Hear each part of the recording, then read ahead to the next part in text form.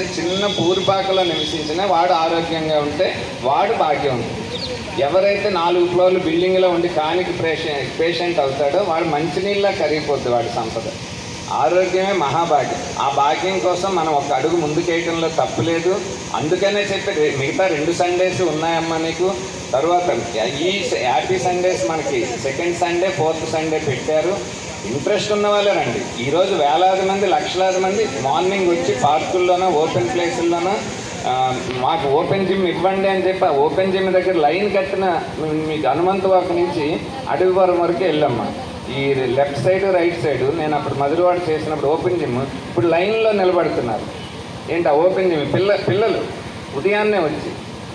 అందుకని మార్నింగ్ లేవటం అనేది మీరు కాస్త 40 రోజులు అలవాటు చేసుకుంటే మీరు తను చెప్పినట్టు పడుకుందామన్నా సండే రోజు నిద్ర రాదు.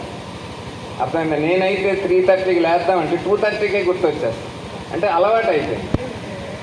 అలాగని చెప్పి మనం 20 మినిట్స్ మినిమం, ఎందుకంటే 45 మినిట్స్ మనం మెడిటేషన్ కానీ ఎక్సర్సైజులు కానీ ప్రాణాయామం కానీ చేస్తే చాలా మంచిది. కానీ 45 మినిట్స్ ఒక్కసారా అంటారు.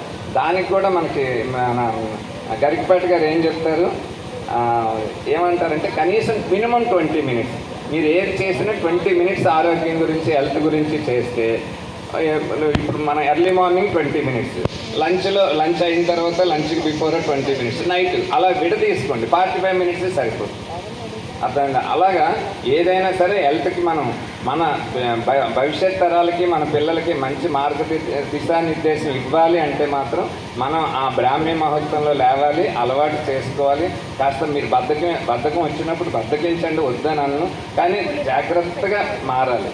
ఎందుకంటే మీరు మన ట్రైన్ ఉంటుంది, ట్రైన్ వెళ్ళిన తర్వాత పట్టా చూడండి, వెళ్ళని పట్టా చూడండి. మన బ్రెయిన్ కూడా అంతే.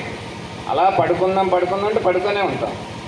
లేదు కాస్త దానికి బ్రెయిన్కి చిన్న పని అప్పు చెప్పామంటే ఆ బద్ధకం అనేది పోతుంది. ఓకేనమ్మా?